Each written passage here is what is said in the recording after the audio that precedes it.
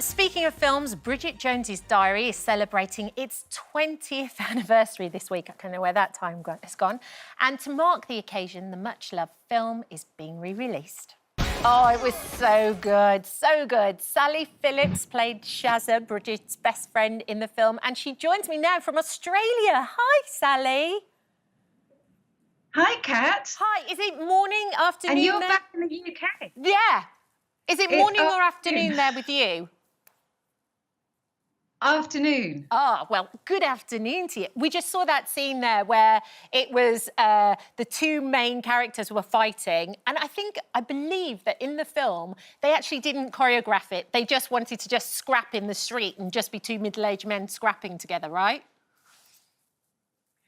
Yeah, I think so. There's a slight delay, so forgive me if this is a bit confused. But yes, they had booked a stunt coordinator, but then they both went, well, this is ridiculous because these middle-aged white men wouldn't have any, middle-class white men wouldn't have any idea how to fight.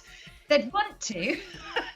And this is them sort of improvising, bitch slapping each other and trying to kick and missing. And it was hilarious. We filmed this scene for a whole week. Yeah. And as you can see, we're not in it very much. So we sat in deck chairs and watched Hugh and Colin slap each other for a week. And Jim Carrey was there because Renee was dating Jim at that point. And so he was bigger and taller and harder and fitter than both of them. And so I think they were even more embarrassed. I love it. What first drew you to the role of Shazza? Well, I think in those...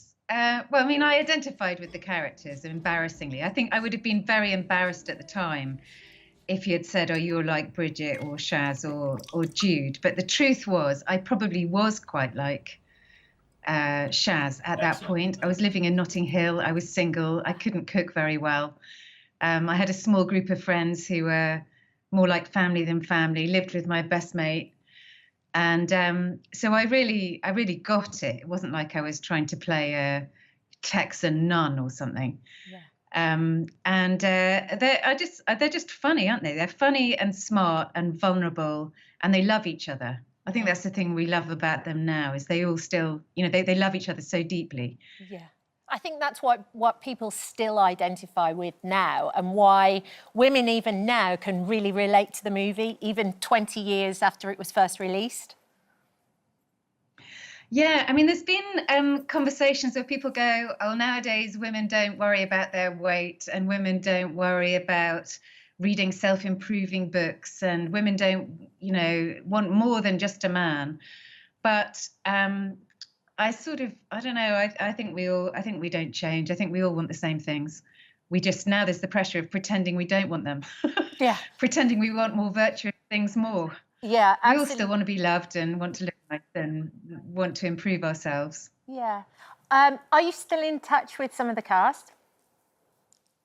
Yeah, I'm still in touch with James Callis, who's in that shot, and Shirley. And a lot of the characters were friends anyway. So Jessica Hines, who plays Magda. So I'm still in touch with quite a few of them. But mainly, it was one of those tattoo jobs where you carry it around with you forever. So I'm always delighted when I bump into Sharon and Colin. Yeah. Love each other. Yeah, absolutely. I remember at the time when the film came out, there was quite a lot of controversy about Renee playing what is an archetypal English woman. And I remember everybody saying, oh, there's no way she can't play Bridget Jones. She's American, she's super skinny, there's no way.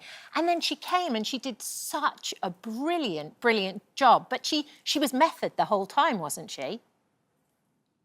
Yeah, she was. It was really weird because I made quite good friends with her during the filming. Yeah. And I realised towards the end where she suddenly lost a stone in the last week and started talking in a Texan accent at the wrap party, that I'd actually made friends. I'd made friends with Bridget, not Renee. Yeah. And I felt like those women must feel who've had a relationship with an undercover cop, like a bit deceived and weirded out. But I think it was genius, actually. I mean, there were lots of people up for that part. Like Toni Collette, I think, was offered it. So once they got Hugh Grant and Colin Firth on board, the thing went from being a tiny indie movie to being a sort of massive production. And then they started looking for really big stars. And I think it was kind of genius. I don't know what you think, having spent so much time in the States, but it's kind of American women do charm in a way that British women don't. You know, we have a kind of bottom note of battle axe that we can never quite get rid of. And I love that about us. I love that about British women. We're kind of, you know, we've just got a Thor herd Nora Batty going on inside us that we can't quite pick. You know? I've fully embraced my inner Nora around with us for the rest of our lives. Yeah. You know what I mean? I know. I've fully embraced my inner Nora Batty and my inner Thor herd. Fully embrace them. Thank you so much for chatting to us. Birthday. Huh?